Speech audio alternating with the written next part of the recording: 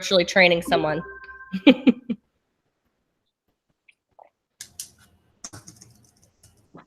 Can y'all hear me? Can't hear you. I can hear you. Well, if you think about that, you didn't know our response.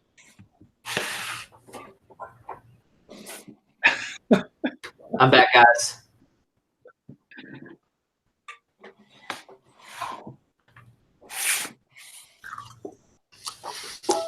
Great. Eat. Nice. Got a little leftover fettuccine.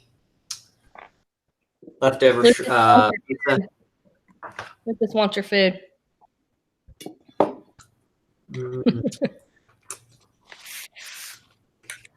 I would like to say that I took the morning to do family tours and have Bible study and exercise, and I feel rejuvenated. Really? I feel less psycho than I did yesterday. What? Were you psycho yesterday?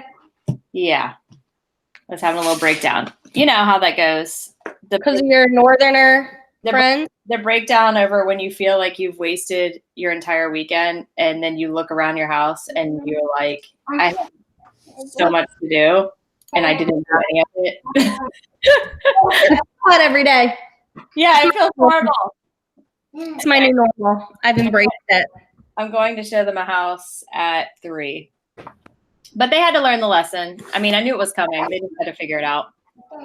Us Yankees don't trust easily, just saying. What do you mean they're lying? No, she's not lying. Yes, she is. She's bluffing. I don't know a single one of my family members, all of them are New Yorkers, and none of them would have believed you. And not because they wouldn't trust you, just because like it just doesn't happen like that up there. Yeah, they didn't believe me. And so I knew this had to happen. They're like, you're bluffing. And they're always looking for a deal. So like the day that my mom will pay full price for something is the day that the sky turns like, I don't know, what's the color that a sky would never turn? Exactly. But that. Daniel knows what I'm talking about. She's like, can I get 50K off? To start and see if they'll go lower. And then she'll make an offer and she will gladly walk away from it. Just like, I think they're happy to walk away. Yeah. She's so crazy sometimes. She's like, can you believe they didn't want to give me $50,000 off and a 6-month away closing? And I'm like, no, I'm shocked. I can't believe they didn't want that stellar deal. They said that in the north, the closings are 90 days at least, like minimum. Yeah. Wow. Yeah, that's true. I was like, not here. Not here. Yeah. Yeah. That's crazy. It was wild. You know why? Those are my slippers. Can I have them back? No, we're not going to play games. You're like, I'm not playing games, lady. Come on. Bring them back. Thank you. How are you, Scott? Tell us about something positive and fun in your life. Thank you. I had a sweet mustache yesterday, so I had to pull it off. Send us a picture, Daniel. I hear you that Oh, man. I sometimes get a mustache too. Mine was on purpose, though. Well, yeah, not mine. Getting older is so fun. So, how's everybody else? Daniel, how are you doing? Yeah, there it is. Daniel just shared it. I only see I see Elena, Daniel, and Scott, and that's it. No, Daniel just shared in the group in the Keaton and Company thing my mustache picture in case anybody wants to see it. Okay. Wow. no. Car salesman from the early 90s. Isn't that great? We're here, but Isn't that so good? Oh, there you are. Hi, baby girl. Kyla picked out a bow for herself today. Oh. Feeling pretty? But it's very close to nap time, so we don't know how this is gonna go. She's thinking about it. You can tell. Mwah. Let's switch to the tile view, and this is way cooler. I can I see miss more the people baby on. girl. You see Kyla? She's right there. Say hi, Kyla. Mwah. Say hi. Oh, he liked it. Oh my gosh. More people. A Oh, is this what you call virtual dating? Yeah. Virtual matchmaking. That is Brad hilarious. does virtual like workout sessions from 12 to 1. So I'm on Lucas duty, so he's joining the meeting. Nice. Say hi. Okay. He said right back at you, Yeah. girl. He's like, oh, she can do it. I can do it. Y'all are gonna be friends. Pat, why was she rubbing the rocks all over her legs? That was so funny. Yeah. Why would you do that? She was I like don't so know. determined. She was like, "Oh, this is perfect." And just Explode. like one leg, like just one of the legs. Dirt all up in there. That's funny. She's Prefer it giving like herself a dirt All right, mask. 12 people. Scott, you ready to go? What? Oh, Ready to yeah. start? Sorry. I was check reading emails. I gotta remember which button to hit. Scott, before you start, I want to announce I sold a tiny house yesterday. Like a real tiny house? I mean, it's not mobile, but it's like 400. It's like 480 square feet or something like that. Oh, that's cool. That's the smallest house I think we've ever sold. No, remember mine? Oh my gosh, it's so tiny. But I met the people yesterday for the first time. I mean, not yesterday. What day was this? Today. I showed them this one house, and that was it. They're like, "Yeah, we're gonna buy it right now," and I was like, "Okay, let's do it." Well, Nance, you had the cheapest sale. Yeah, Okay. Nancy, This is the smallest house. It was $8,000. cheapest / smallest commission. Oh year my record. gosh! Right after Ben did the most expensive one. Yeah. Yep. That's more desirable. 8,000. Dollars total. Total. $8,000 sale. Wow. Yeah. What was it, like a shed? It was a piece of land that was like very small. That was land. Okay. In Yeah. the middle of nowhere in Cumberland County. Oh my gosh, that's Can you far. guys do that? Hey, Duke. Dukas.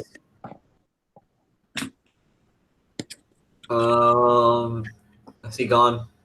Or is he muted? Never mind. Nobody listens. Can you guys see my presentation? Yeah. Yep. Would you like me to go ahead and start, DK? Yeah, go ahead. I was going to invite somebody. There's a lady that's looking to join us. Her name is Anna Mae, and Duke was going to try to get her on, but Duke is silenced right now.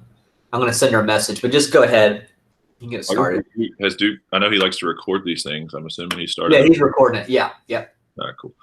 All right, guys. So today, seller biggest objections, and as you can see the little thing down there. I put it on the bottom, and hopefully how to avoid them. I think so many times we go into these things expecting objections, but I think one of the best things to do is to actually like prep yourself, and if you can do your job up front, a lot of the times you can avoid a lot of the stuff you're going to have. So.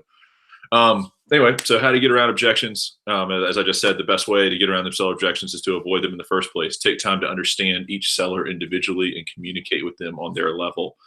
I know Nance talked a bit about communication last week, but again, you got to learn how to communicate to each person. Ben has been instrumental in teaching us that over the past year or so, about how each person communicate, matching tone and doing all that. You got to understand how they communicate and then communicate to each seller in that way. So I don't know. I kind of broke it down into 3 areas to look at.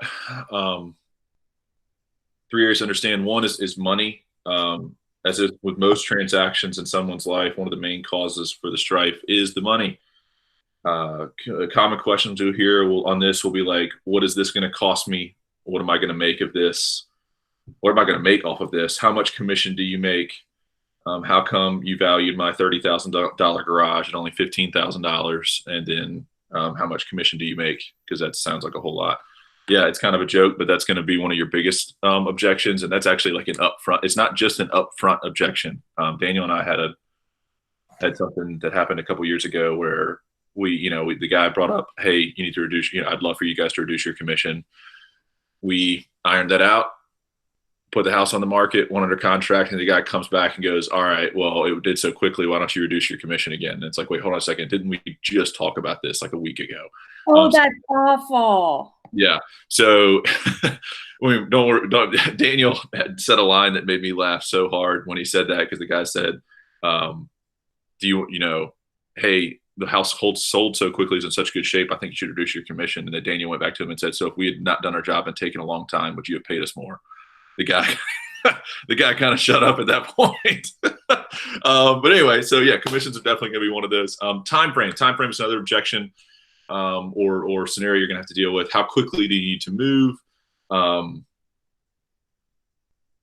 Whether it's expressed or not, each seller has time frames in their heads about how long this should take. Some of them think that they can call you and you should be able to have their home on the market the next day because their home is perfect.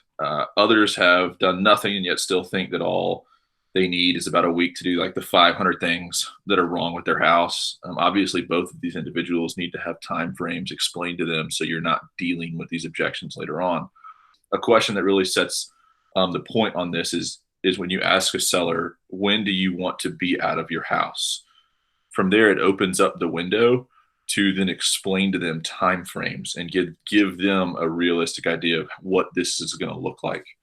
One of the last areas is education. As you can see in the top paragraph I put on there, educating sellers on what to expect throughout the process helps to eliminate frustration and confusion later on when there is now stress involved in the situation. So like I said, I'd rather give them education up front when it's just education for learning purposes sake about what we're about to approach than having to be educating them when there's high stress because now there's a decision being made on top of that as well.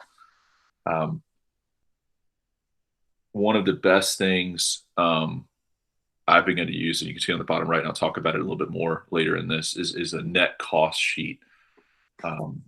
When you are able to give that to someone, the net cost sheet is basically taking the purchase price, minusing off what's going to have to be done throughout the process, and then showing them what they're going to be left with at the end.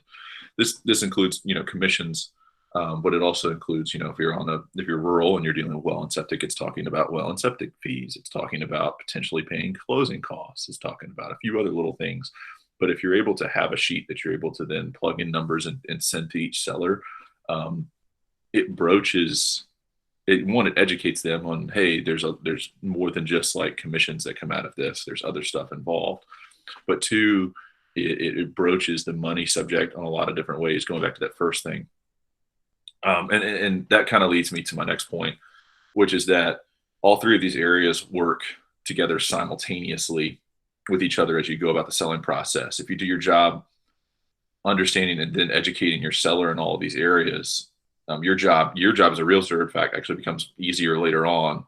And then also the seller looks at you as doing a better job. And I know that kind of sounds weird, and you might be like, why does it look at you as doing a better job? But because when they understand and know what to expect, your interactions with them are calm and collected, and you actually seem wiser because you talked about some of the stuff that they're going to be seeing coming sooner. And so you actually, I've been doing this once I started really doing my best on like trying to educate people about what we're about to expect from the get-go. Setting those expectations is another word for it. What you have is then, again, I've actually had clients being like, man, you were really good at this. And I'm like, yeah, and I honestly, I hadn't changed my knowledge of the subject. I just changed the way I approached it from the start. I started to educate beforehand. So the next slides are about objections and how to address them. So here's one objection. Why can't we list my home tomorrow?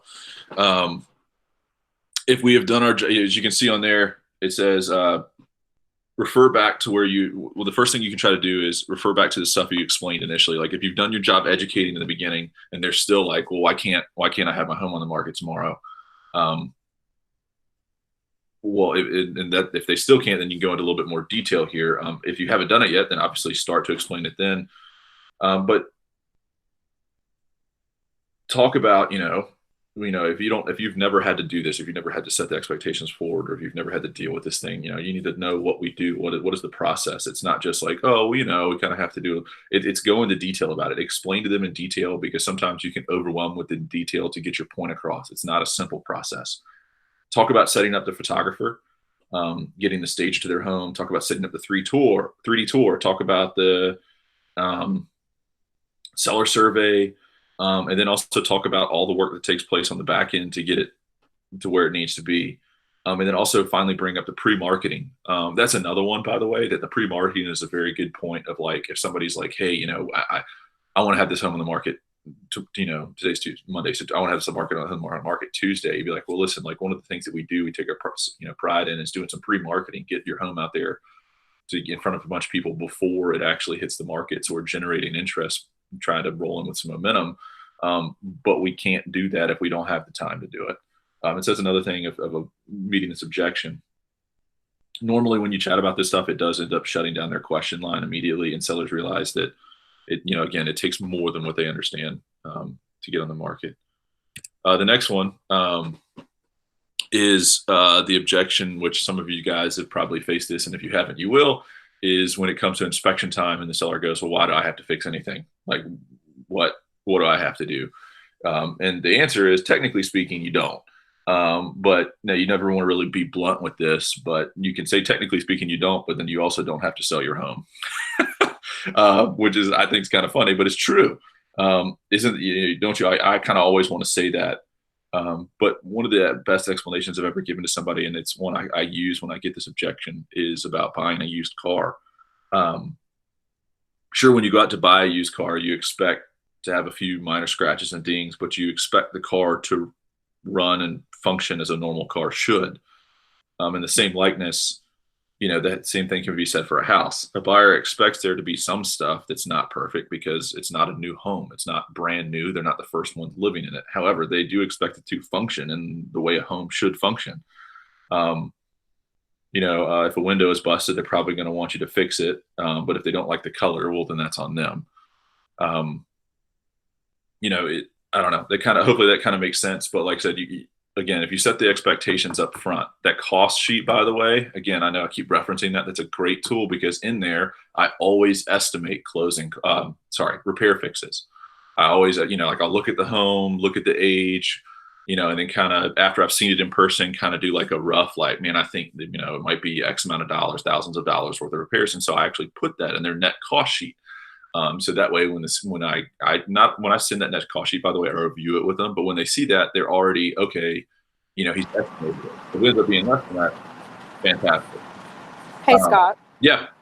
Hey, so when you include like your quote on repairs, are you saying like, hey, are you saying like that so when the inspection comes, they can expect to have that? Or are you saying, hey, you need to paint your trim because it's cracked, or like you need to paint your front porch? This is for inspection stuff.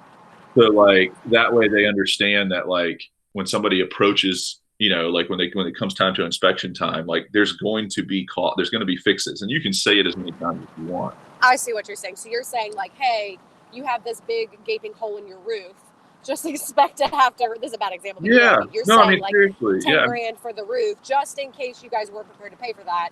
Here it is, and then you could say like, I'm not a licensed inspector. I'm just giving you what I think based on my experience. Is that and like, and I don't try to like overwhelm them, to be completely straight with you. Like I'll look at it and go like, okay, the home is, let's say it was built in 2000, which still is insane to me that that's 20 years ago, but it's built in the year 2000. And so I'm looking at it's a 20-year-old home. There's probably, when I've done these numbers, I've looked at it and said there's probably $3,000 to $4,000 worth of problems with that house, to be completely honest with you. Unless it's like one of these homes that you walk in and you can clearly tell these people were like, anytime something went wrong, they paid somebody, they got it fixed. Otherwise, it's probably got $3,000 to $4,000. So that's what I'll estimate about $3,500 in repairs. And then that way, when it comes time to inspection negotiation, I remind my sellers of that. Like I go, hey, listen, remember we talked about, potentially having to pay $3,500 in repairs. Well, look, all they're asking for is $2,800. Right. I feel like that's like awesome. I feel like that's awesome because then you're like, hey, remember we talked about this, and then you can say this was already included in that quote unquote budget I gave you, and they're not super mad at you when you're like, you didn't know my house is going to do this. That's awesome. Thank you for clarifying. And no, you're good. Yeah, and like I said, and in doing that, it kind of helps you to avoid that. Why do I have to fix anything? Now, again, you get to that, why do I have to fix anything? One of the other things you can bring up is say, hey, listen, you can sell it as is, and that's a way to make sure you don't have to fix anything. However, you're not going to get the same money out of your house. And again, most of the times that ends up shutting down that argument when you explain to them, like, yeah, we can sell it as is, but you're going to entice lowballs. You're really not going to probably finish where you want to finish. And then even after you get somebody under contract, they can back out for any reason whatsoever within 10 days, and we're back to square one. So again, the why do you have to fix anything? There's a couple, hopefully those few different ways I talked about is a good way to avoid that stuff. Next one is, closing costs, right? I don't want to pay any of their closing costs. Well, the first thing to do is explain educate. Again, I go back to that list, the first 3 points. Educate what a buyer's closing costs are made of. Explain to them that the majority of a buyer's closing costs are comprised of the costs it takes to generate a loan. In some instances, it's all you have to do because your seller is going to realize that they are going to have to do the same thing shortly when they end up going to buy their next house. But if more explanation is needed, reference the type of loan. Sometimes, when they bring a loan, some of the loans, as you guys know, have low down payment options. And this it's not a guarantee. And so make sure you can't say like, well, it definitely means they don't have money. Word it properly. But what you can do is you can say, hey, look, they're bringing a loan that's a VHDA, which means they may only be bringing like 1.5%, which means more than likely they don't have a huge amount of cash on hand. And in bringing that up, you can say, hey, listen, they might be able to, obviously they can afford the monthly mortgage payments, but they might not have that thousands of dollars extra in cash that they need. So I kind of ask at that point, like, do you really not want to give them the closing costs and risk losing this otherwise good buyer purely because you just don't want to give them closing costs? The last way to go about this is to simply suggest, and again, if you educate up front, by referencing what I'm about to say, it makes it easier during the process, is you guys have, hopefully a lot of you guys have done this before, but it's raising the purchase price, right? So if somebody comes in offering $300,000 and they're asking for $5,000 in closing costs, you go back to your seller and say, hey, listen, I know you really don't want to give them that $5,000, but what if we bumped up? Well, if we countered and said, well, we'll ask 305, giving them 5. So you still finish where you want, they get their closing costs. And honestly, $5,000 on the life of on a $300,000 loan, $305,000, it's not going to be that huge in a monthly difference. And they'd more than likely rather do that. So again, it's a few different options of how to get around the closing costs. I'm actually dealing with it right now with one of mine and sellers, and we've talked about it. They said they didn't want to do it. We've talked about it again. Now we haven't gotten an offer yet, but it's one of these deals where I'm hoping by using these things, talking about raising it, talking about what it takes to generate a loan, and bringing this stuff up, that ultimately when it comes down to contract time, I can look at them and be like, hey, are you seriously going to risk losing this loan just because they want a few $1,000s in closing costs when we could actually make this thing work? There's a few different ways to make it happen. So that's kind of closing costs on that one. This one right here, depreciation or appraisers is your two main things when it comes, why didn't you give my garage more value? Laura and I were actually talking about something the other day where I don't know what we were doing, some report, but I said, there's one time when I first started in real estate that I failed to send a report to somebody on time, before closing. I think it was like an addendum for closing costs or something. And so then it ended up, and luckily the attorney made it all work out and we didn't have an issue, but it could have ended up delaying everything. And so I'm bringing that up to say, I try my best to do my job. So when it comes to certain stuff like this, when you have the ability to deflect some of the blame, you can do that. And I would actually highly advise doing that. So when he says, why didn't I talk about the garage or outbuildings or whatever, or anything, man, pools, you can substitute any word that you can think of that's outside of the home in there for the word garage where I have that question. So the first thing is depreciation. Just because you paid a certain value for something doesn't mean it's worth what you paid indefinitely, right? I referenced a car earlier, and I can reference a car now. Like, I buy a brand new car, the moment I drive it off the lot, it's not worth half of what it was when I bought it, right? A garage, you can kind of reference it that way. Like, hey, look, just because you paid $30,000 doesn't mean it's worth $30,000. Some people don't like to hear that. The other one I like to use, which I think is actually has a little bit more punch behind it, is the appraisal. put assigned value to homes with the intent of we're trying to help somebody get the most amount of money for them. But you need to talk about the appraisal process when you're educating a seller in the beginning. And talk about the fact that, let's say a home is really only worth 300,000. We put it on the market for 400,000. Somebody pays 400,000, but then the bank, then I look at them and go, well, the bank's not going to let this happen. They don't. The appraiser comes in and only values it around 300, and now we're in a very huge pickle at that point with that price difference. So that's one of the things you can talk about when they come in and they say, hey, listen, last year I just spent $30,000 putting this garage on my property. Why did you only give it $15,000 worth of value? And that's when I bring up the appraisal. Like, hey, the appraiser is going to come in here, and really what I'm trying to do when I'm helping you get the most amount of money for your home is I'm trying to think of an appraiser's mindset, an appraiser's value. And that generally, if the education process is good up front, you're able to help quelch, to bring that objection down. So there's that one. Daniel, what was the question that you asked the other day on Facebook? You asked about it was about the countering on a crappy offer, right? Yeah. I was insulted by the offer, so I'm not going to counter. How do you respond to that objection? Right, and I actually didn't do the slide for that one, but I want to talk about that. That's one where, again, I feel like education up front is huge on this one. I always joke with each one of my sellers when I'm doing a consultation or just chatting with them about putting their home on the market that, like, we'd love to have 8 different people that want your home. However, we just have to have one that wants your home. And so again, if you kind of talk about that and reference the fact that, hey, listen, we only want that one. I don't know. My experience, I don't see those type of like super low offers from the get-go. I mean, it can happen. Don't get me wrong. Like, you don't normally see that like first thing when you get the home on the market. The most happens at the end. But when you get that, that's what I reference immediately is, hey, listen, I understand that, you got your feelings hurt in this process. But at the same time, we're only looking for that one buyer. So let's go back to where we're comfortable, counter it where we're comfortable, and see what they say.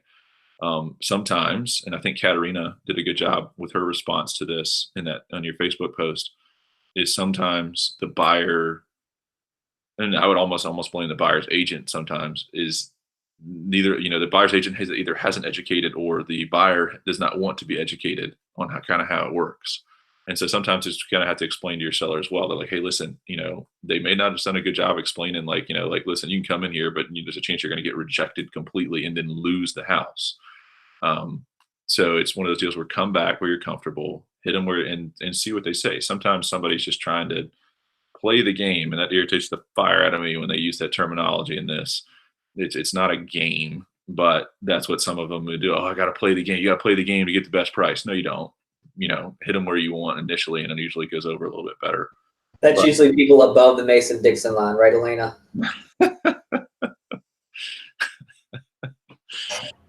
The game. Dang Northerners. All right, so that was kind of that one. This one, commissions, right? Commissions are one that you're going to be hit hard on the most. I feel like anyway, one of the biggest seller objections, and I will argue this point as well with this, that if you're not prepared to defend yourself and defend your commission, then you're going to lose your commission. I mean, just flat out. Like, if you don't know what to say in defense of why is the commission X percentage, then you're not going to get your commission. Somebody you're going to reduce your commission and not make the money that I'm not even going to say could, I would say should. Either you're going to have that happen, you're going to reduce, or someone else is going to get your commission because they're going to look at you as somebody who's not confident in what they're doing. They're going to bring in another agent. And now not only did you not get the sale at a reduced price, you didn't get the sale, period. So as defending your commissions, it's big. The first one point that I see there is, I made is using a buyer's agent. So explain that even if they sell a home, a huge percentage of buyers, end up using agents. So they're going to end up having to pay a buyer's agent anyway. Now, some people are going to look at it and go, well, I can still save your side of the commission. Well, that's when you make your argument that, like, wouldn't, if they're having somebody who's professional and experienced represent them, trying to get the best for them in this situation, would you not want the same thing for you? And how much is peace of mind worth? There's that argument, and I'll explain a little bit more on that in a second. The other one is what's at the bottom. Talk about, when they bring up the commission. Oh my goodness, that's 6%. 6%. You're getting 3% of this.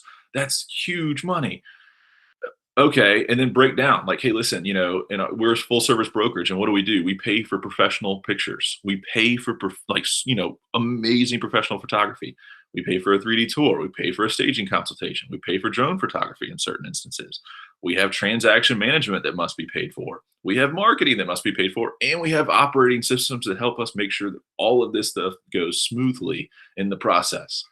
One of the things I've also done, and you can kind of see it in the next sentence, is I will also say, because a lot of times it's not like they're looking at like you as the individual. They're not thinking about this as from like a standpoint of like the brokerage. And so then when you look at them and go, not only do I pay for all of this, my brokerage then takes a significant portion of this out of my paycheck.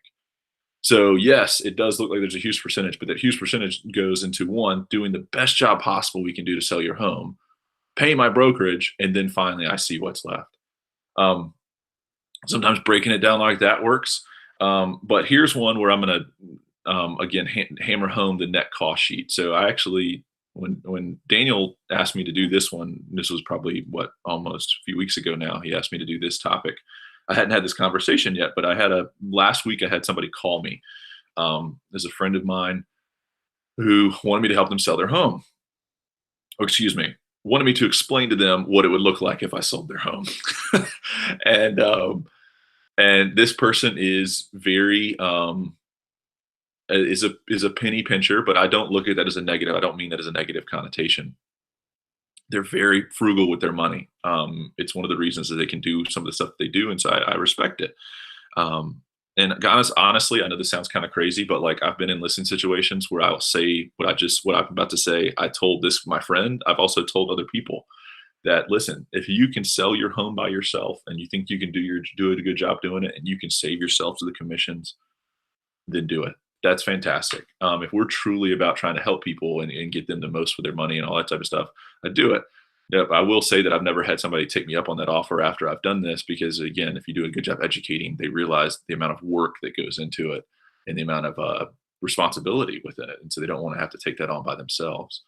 But anyway, so I started breaking stuff down with this friend of mine, and eventually I brought up the net cost sheet, and I said, hey man, I'd be happy to send you a net cost sheet. Blah, blah. Yeah, that'd be great. Email it to me. And we'd already talked about he'd asked about commissions, and I said 6%, and he goes, 6%, yeah, that's a pretty good amount of money. And I was like, yeah, it is. And again, I broke it all down. He seemed okay. Well, I sent him the net cost sheet the next morning, and he calls me. I sent him this sheet at like 8:30 in the morning. He calls me, and he's like, are you kidding? And what were the numbers on this house? I estimated that this house was going to be worth somewhere around $220,000. So commissions on that, 6% of that's 13.2. So 13,200. So he's like, dude, 13 grand. And I think a lot of times, guys, people are more than happy to, when they hear 6%, they see that's a low number, but they don't really understand what that is on a dollar amount. So I firmly believe that educating them on you don't have to just tell them hey, you do know that 6% of your house is going to be $30,000. That's stupid. Don't do that. Write it up in the cost sheet. Let them see that. If they're going to have objections on it, you want them to happen early than you do. I mean, Daniel, what you said, I think you've had one happen at the closing table before where they see it and they're not happy with the amount of money it is. I'd rather address this up front. And so when he brought it up, 13 grand, I was like, yeah, I understand that. And I started talking about it again. And then that's when I told you I'd go back to this paragraph. That's when I brought up the buyer's agent thing. And I said, hey man, listen, if you want to try to save the percentage, that's fine. But, look at it. They're going to bring buyers. So you're going to end up having to pay, if you want to really try to sell your home and you want to do it quickly, you're going to end up having to pay at least the buyer's agent. And so then he did the math and brought it up. And he was like, hey, so really, what I'm doing is I'm really only having to pay $6,500. And what he did in his head is he did the math and he said, if I'm already going to be having to pay a buyer's agent 3%, which is half of that, really all I'm doing by selling my house with you is only paying $6,500.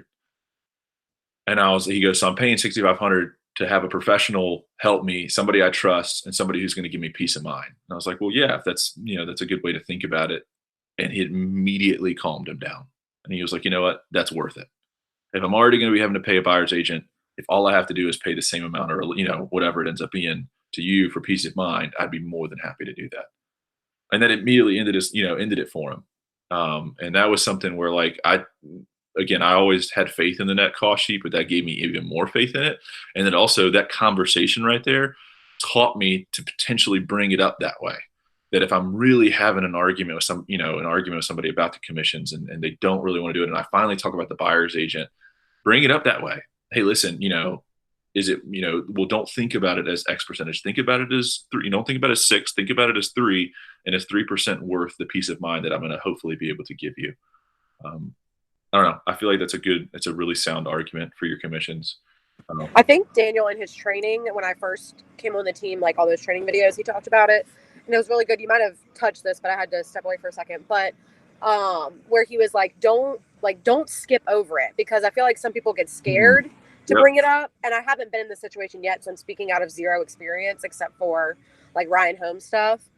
But if you just skip it, someone's gonna be like, what the heck was this? You didn't even talk to me about this, because you might have been too nervous to say, yeah, it's 30 grand or whatever it is, but I agree the strategy was saying it's a percentage and not a flat out number, because that's going to freak somebody out. But if you skip it completely, they're going to be even more mad than if you're like, hey, I got to get paid. You got to pay people for it. But that was a big thing that I took away from that, because I feel like some people get scared or, nervous and don't want to bring that up because it's going to just cause them to get mad. But some sellers know and they expect to pay that. So. Right. Yeah. Know your worth. I mean, that's honestly what it boils down to. Know your worth. It's not something, again, you definitely need to talk about commissions. And like I said, I don't talk about dollar figures initially. I'll talk about, when they talk about it, I will talk about percentages. Daniel did a good job teaching me of this. And I think he's done a good job teaching you guys of this, is that when he talks about 6%, blame the brokerage on it. Yeah, seriously, like I said, hey, my brokerage said, asked that we charge 6% so we can, and I just say, so we can pay 3% to the buyer's agent to entice as many buyers as possible. Also, the 3% for us is to make sure that we can do it. And again, if you break down what we do with it, for the most part, people understand why the cost is what the cost is. That being said, I love the last slide. So questions. Do you guys have anything else, other objections you want to talk about or you faced and want to address, or questions on the one we talked about that maybe I didn't address, solutions or ways you thought might work for helping? Well, you said, Scott, yesterday, what did you say? Oh, the emotions are the bane of all sound decision making. Yeah. Well, that's just so good. I mean, obviously you can't say that to a client in that way, but maybe how would you direct them to try to, we touched on it a little bit, but how would you direct them to try to step outside of their emotions, to make decisions? And I think the points you're making are great, because if you hit them off before they happen, yep, it's a lot easier to have that conversation, versus, you get a lowball offer, and then that's the first time you talk about how do you deal with a lowball offer, or you're going through the inspections and they ask for $5,000 worth of stuff, and that's the first time you talk about the buyer potentially asking you for stuff, Right. But how do you remove emotions? Well, one of the things you talk about, I'll answer that in just 1 second. The prepping. I want to preface that, I talk about this during listing consultations. I talk about part of it during listing consultations. My listing consultations, as you guys can already tell from these presentations, and if you know me, I'm a talker. I can talk a lot. So my listing consultations are already normally an hour to an hour and a half, and that's long. That's legit long. I know that, I'm providing value while I'm doing it. But what I do is I don't talk about all of this stuff in super detail while we're doing the first listing consultation. What I'll do is like I'll have a second phone conversation or even a second meeting with them in person at their house, where we actually, like, if they've decided they want me to help them, where I talk about, like, hey, let's meet together, go over this listing agreement, but also go over what to expect when it's going to be happening. So I just want to preface that by saying that. But Daniel, going back to what you said, utilize. I know there is some wisdom in the whole. Daniel has said this before, like when you're dealing with an inspection, like use the momentum to, to finish this up, wrap it up when there's momentum. Try to do it quickly. However, if you can sense, I highly advise it. If you can sense your client, your seller is starting to get emotional about the entire situation, utilize the time frames. If they bring you an inspection to them, you got 7 days. Tell them to sleep on it. Tell them to take a chill pill.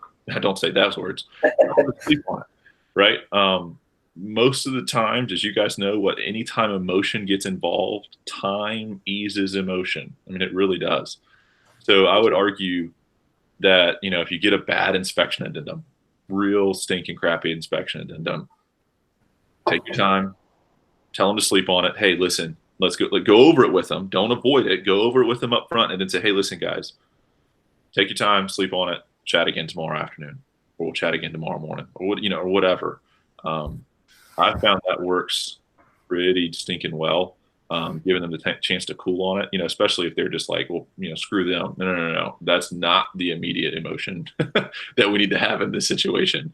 And I will say, just going back to that whole prepping beforehand, as a seller's agent, buyer's agents, you're normally the good guy in every situation. The seller's agent, if you think about it, you are always the bearer of bad news. Oh, we got the inspection in them. They're asking for $15,000 worth of stuff. Oh, the appraisal didn't go well. Now we have to negotiate this. Oh, now you have termites. Oh, now the well failed. Oh, that somebody brought you an offer, but the offer's $30,000 less than what we wanted. You're always the bearer. Prep them up front so that those bearer of bad news situations, they don't regret your phone calls. Yeah. Inspection addendum, Duke. Once they get it to us, you have a 7-day negotiation period to get it ironed out. So technically speaking, you could wait until. Now, don't wait until the 7th day, but you do have a 7 days. So you don't, like I said, if they get you that inspection addendum request and it's that bad, hey, listen, if your buyers aren't having a super negative emotion to it, try to work on it immediately. Otherwise, if they are having a bad emotion, wait. Give them time to cool off a little bit. Give them time to relax before you actually try to send a response. Hopefully that answers a little bit. Anybody else? Questions, comments? Duke says thank you. I had one. Seller objections. Huh?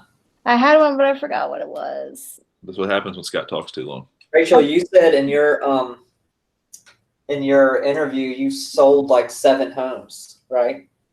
So what were your objections when you were in that position, selling your homes? What were your objections? Y'all didn't use an agent every time, right? But when you did. Oh, you're talking about my personal homes. Yeah.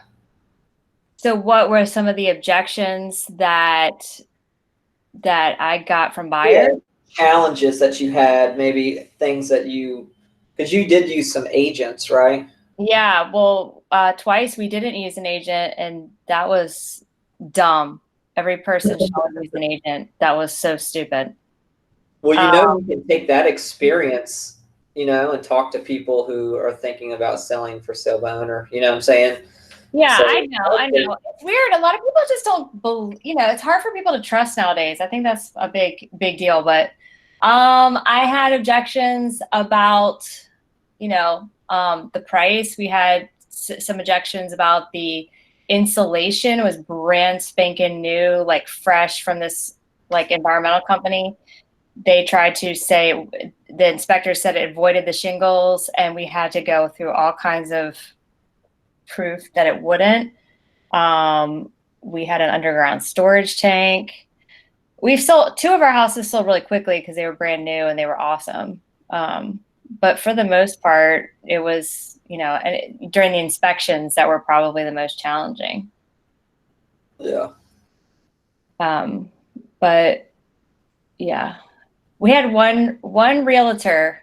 I will say this, our first house that we ever lived in, we had to write the realtor a check. He took 6% of the commission, and we brought the buyer, we showed the house, we negotiated the contract. And that's why we started doing this for sale by owner stuff, because he asked us to pay him still the full 3%. And we were so young, we actually had to write him a check out of our checking account, because our house, we'd only lived there for 2 years.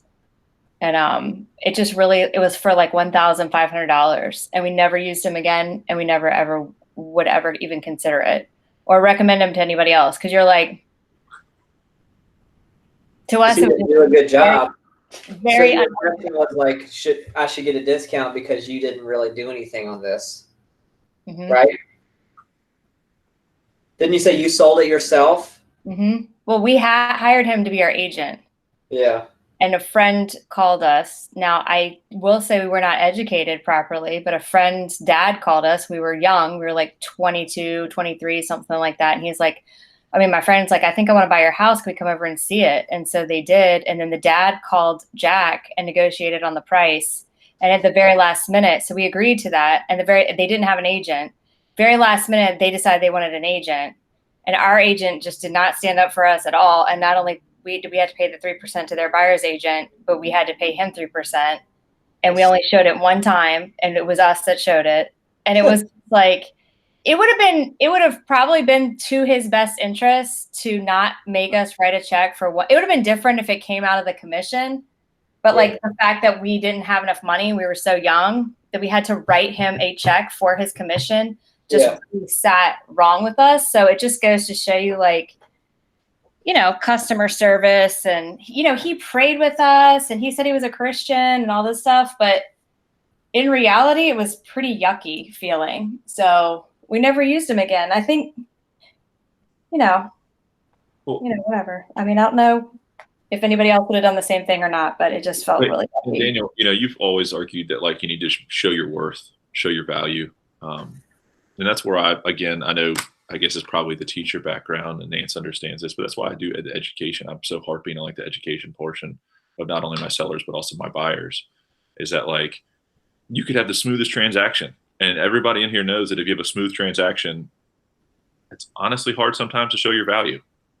The smoother transactions are harder to show your value. And so, like, if you do a good job educating and explaining what you're about to go through, it kind of shows, like, I'm going to be here. I'm already done all this stuff. This what ends up. It's kind of cool. There you go. That's a very good question, Anna. What do you do when a seller has a friend or family come forward and want to buy the home? What is the role of the selling agent then? Depends on how they want to, is the friend, as Nance just brought up, is the friend bringing a buyer's agent? If they are going to bring a buyer's agent, then I would immediately explain, like, hey, listen, they're going to have representation. You need to have somebody who has your, again, who does this for a living, that is experienced in it, that is going to have your best interests in mind. I should have never, ever done that. Never, ever negotiated. I wish our agent told us that. If somebody calls and says they want to see your house and they're your friend or family, call me. I will say, if they say, I don't want, no, they're not going to bring a buyer's agent. I don't know. I guess I should maybe run this by Daniel before I just throw this out there. If they're going to bring a buyer's agent, if they're not going to, and they're harping on, like, why am I paying 6% if it's only just going to be you? Daniel, what do you think about if we got them selling unrepresented, if you could negotiate the percentage down a little bit off of the 6? Is my mic on? Yeah. Yeah, I would never put that up front. No. I mean, like, I would only do it if, like, I was pushed in a position where they had really, really expected me to do it, and I really didn't have to do much work. But you always got to fight for your commission. Like, that should be the baseline, the expectation, the 6% with our company. And then if somebody comes up and says, hey, I've got this guy that wants to buy it. He doesn't have an agent. Can you do this deal? Would you do it for 5%? You can do that all day. But at the same time, if you offer it up before they say it, over your Like- lifetime of your career, you're going to give away a lot of money. I just meant like in this instance, I don't know if we were on the same page on that one. If they're showing up without an agent and they look at you and they go, well, why am I paying 6% if you're going to be the only agent working on this deal? If the seller says that? Yeah, the seller says Yeah, that. yeah. I don't know. I've had this is probably 2 years ago. I had a conversation with one seller that said, listen, if it ends up, because their family member was almost about to buy it. And I told them, I said, if your family member shows up and if they are represented and they really want to buy it and you want me here to just make sure it goes smoothly, then we can talk about doing a reduced commission. Yeah, and you put it on the listing agreement. You put their name as an exception name on the listing. Exemption. It's called exemption. And then if client Bob Smith buys the property, or if person Bob Smith buys the property, then commission paid to brokerage is X. And if Bob Smith does not have a buyer's agent representation. Yeah. I mean, the hard part, Anna, what you're talking about is that like if they just like out of the woodwork have like a family member show up and they want to buy it, you kind of can make your argument of like your value being that like, you do this for a living, like you can help everybody kind of get through the process and to make sure it goes smoothly. Cause it's not just as simple. There are inspections and and if they don't have an agent, then what you end up having is, one of the best references I ever had is if somebody shows up without an agent as a for sale by owner. Obviously, none of us are going to be in this situation, but you're a seller and you're selling your house for sale by owner. The best advice I was ever told about this was if a buyer shows up and they're also unrepresented, don't give them a contract to use. Make them come up with their own contract. You don't want to provide them with any more protections that they want to provide themselves. And then once you do get a contract, make sure at this point, if you're for sale by owner, you're not just using a title company, like use an actual attorney. And then that way you can actually send whatever contract they write for you to the attorney to make sure they review it. So you're not getting put into a situation that's uncomfortable as well. There's advice you can give, but like I said, I feel like if you do a good job, for the most part, there are exceptions, educating people and explaining that it's not a simple process selling a home. There's a lot of stuff involved, and yes, it can be simple if it goes smoothly, but most of them don't. That there's value to be had in what we do and what we go through on a daily basis. Hopefully that kind of answered your question a little bit.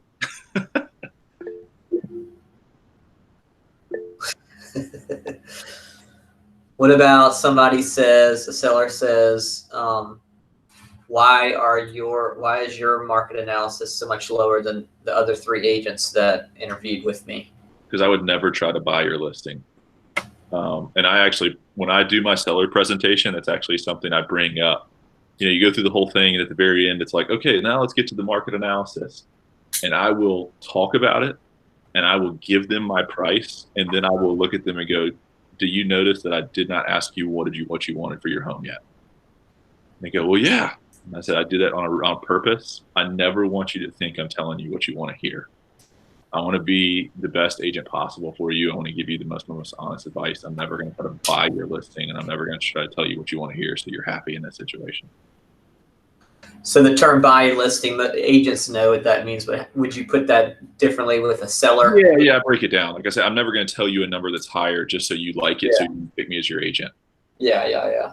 And I'll explain it. I'll be like, there's a lot of agents out there. They're going to come in here. They're going to ask you, what do you want to sell your house for? And you're going to tell them 350. And they're going to go, I think you can get 370. And then you're going to go, oh, holy crap. And then they're going to pick you. And then 5 months into it, they're going to be like, hey, listen, we probably should have sold it at 350, but now we're selling it at 300 because we started way too high to begin with. Yeah, I think it's important. Talk about how you operate versus how other agents operate, and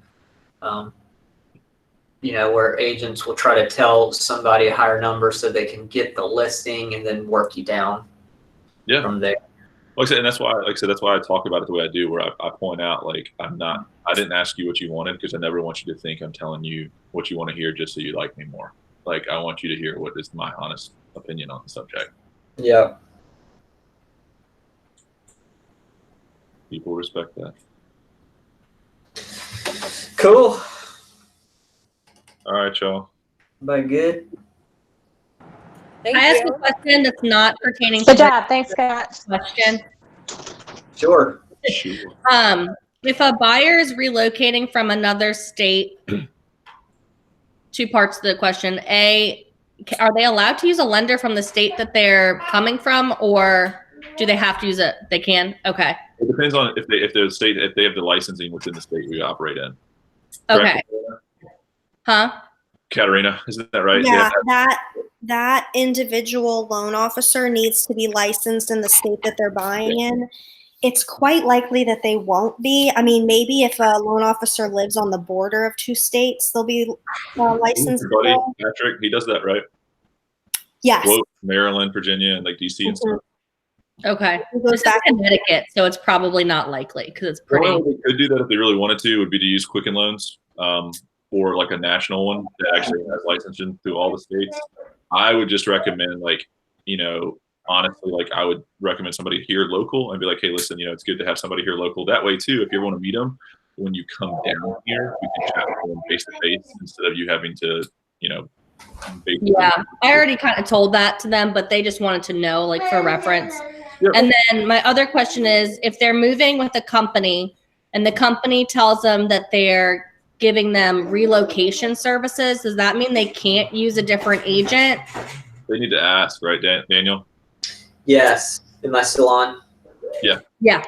So that's a great question. So a lot of reload companies will allow them to pick an agent, and you can tell them that. You can just say, I usually would have to pay that reload company a percentage of the commission, but from what I found, most reload companies give you, the buyer, the option to pick what agent you want to use, as long as they approve me to work for you. So don't make them feel like they're locked in, because the reload companies will give you 2 names or 3 names and say pick one of these people. But at the same time, they'll work with you, Elena. They'll just they'll put you on a list for the future ones. You just weren't on their list before. Which is good. So, because I talked to her, I'm doing 2 virtual showings for her today, and we talked yesterday, and she wants me to send her over like the buyer's contract virtually for her to sign it just from there. But then she literally just texted me while we were on this meeting and said, like, is there anything else? They have a relocation services company helping. Like, is it okay if I use a different lender? Is it okay if I use a different real estate agent? So I told her to just let them know that they've already connected with the local one, because if she already signs the buyer's agreement, I don't know how that works. Agreed with you. You did it. I think you did it the right way. Tell them, like, let them know you're already working with somebody. Now, Okay. If it ends up, Daniel, I think you've had more experiences than I have, that like there are occasionally a reload company that's like, no, you have to use our preferred whatever. Then honestly, it's your call at that point if you've already gotten them to sign it as to whether, you can be like, no, you have to use me, but I don't know. That would just be terrible. Our genuine argument of this company is to genuinely help people. Then the argument would then be made. It'd probably be better to actually just let them go, but keep that relationship up. And they're not going to forget you for that, by the way. Like, you can point it out, like, hey, I'll be willing to let this guy go for y'all's benefit. I don't know, keep it up. It might return one day later with a referral once they move here. They start making friends, start having coworkers, and now they're going to be like, listen, we couldn't use Elena, but you should, because she was awesome and she was the one who let us go out of this contract when she didn't have to. Okay, cool. Just wanted to ask, because I've never experienced anything like that before, so wanted to make sure I wasn't giving her wrong information. I figured it couldn't hurt if she already goes in and says, well, I've been talking to this one and she's showing me some places later, then maybe unless they have something like you said, Daniel, that specifically says they can't. Yeah. Then they'll say, okay, if they've already. The reload companies, they just want to get a piece of someone's commission, whether it's yours or another agent's. Usually they don't care. They're going to get a piece of it, because I was talking to somebody about this last night. So the reload companies, I'll give you 30-second overview, is big corporation hires a reload company to move their client, make it smooth. So they coordinate the movers, the lenders, the title companies, the realtors, all these people, and they coordinate them, and they get paid by getting a piece of all of their fees. The mover's fee, the title company's fee, the realtor's fee, the loan officer's fee. That's how the reload companies get paid. And so as long as you're going to give them a big chunk of your commission, they'll say, cool, we'll approve you and the clients like it because, well, essentially, they're not paying for any of this stuff. Like the buyers, the mover, the client is not paying for it. The person really paying for it is the corporation that's moving them, whether it's Humana or whoever it is. They're moving them. They're eating the cost, but the reload company makes some money off of us, our fees and stuff like that. So Have you ever dealt with one that's because they're moving with McKesson? Have you had any experience with McKesson? no, not personally, no. So I would give them a chunk of my commission because they're already working with a relocation company. Yeah, oftentimes, or else they're going to go find somebody Really? else. Oh to my do it. gosh. Well, Yeah. honestly, in the situation, do it. If they're bent on like we have to use a relocation company, which I'm assuming they're paying for their moving and all that, so you're really Yes. the way They you're are gonna do it paying is to for do it. yeah. Do it. Do your best job. You can, as Daniel said, you can point it out like, hey, listen, I'm happy to work with your relocation company. Don't like be like, and I'm having to give them money, because they're going to be like, well, who cares? But like maybe bring, point out the fact that like, and then that, but again, do your best because ultimately the goal is if they're moving down here from, to work at McKesson and do all that, keep that relationship up. It could turn into more money that we are not having to pay a relocation with somebody from McKesson locally move into a different, want to move houses within the city. I would say the same thing, Elena. Like, I would totally do that because then you're in with them. You can be like, hey, I want to represent them. And once I do a good job, can you add me as your preferred care list? And then boom. Yeah, you take a smaller commission, but what if you get 10 of them in a week? It's worth it. Because these people are relocating. They're already going to narrow down their search to like 5, say, and then you're going to show them all 5 in one day. They got to pick one because they have to move their job. And that's how almost all of those reload clients are going to be. So I'd still say do it. Okay. Yeah, I learned from Alan. I helped him with one, and he like had a lead come in that was like, well, I'm working with a relocation company. And he was like, that's great. That's totally fine. Which one is it? And they told him, and he was like, yeah, no problem. I'll just reach out to him and we'll work together. It's fine. Like made it like, it's not a hiccup. Don't worry about it. And then I like partnered with him on that one, and we like reached out to the relocation company and we're like, hey, we're working with these clients of yours. Tell me what I need to do to get set up so that you guys can get your cut when we close. And they were like, okay. Okay. Interesting. I get all these things, I swear. Yeah. Cool. I figured since we were all on, I'd ask because Yeah. Lena, how many leads have you gotten from that Facebook post? 18. 18 leads. Holy moly! My So God. they're excited. Like most of them are either like they put in like fake emails. Okay, I shouldn't say most of them, but some of them are fake emails or like wrong numbers. But the ones that aren't, only a few people have replied back to me. Like when I have sent them a text or an email, a lot of them aren't answering the phone. But I mean, they're there and they're looking, and they are looking on our site. Like one person today, I had like a 25-minute conversation with, and he favorited like 8 homes on our site that he then like emailed out to his wife or something. So, I mean, even if he's telling me he's not interested in that house, I'm going to circle back around to the other houses that he's looking at. And so, I mean, it might work out to something eventually. And just for putting up a Facebook post, that's pretty easy. Yeah. How much did you spend on that? Did I spend on it? Nothing. Yeah. 0. So your return on investment. No dollars. If you close one deal. My mom groups. Yeah. If you close one deal from it. So with the Boomtown leads, the average closing is 3.5 to 4.5%. So if you understand that, so you're looking at, 1 out of 20, 1 out of 25 leads close. I mean, you got enough to where there's a good chance you might have a closing somewhere in there. So yeah, I mean, 18 leads, it doesn't mean 18 people are going to buy a house, but the way internet leads are it's all a numbers game. But you got 18 leads from literally spending $0, which is tremendous. And that's 18 awesome. people that are now looking at homes on our site where our company's name is listed. So like if they see one 2 months from now and it says right there, Keaton and Company with Elena Atkinson, they'll be like, oh, let me call her and see Exactly. what's Yep. up with this house. Yep. And you put every single one of them on a smart action drip plan. So you'll follow up. They'll be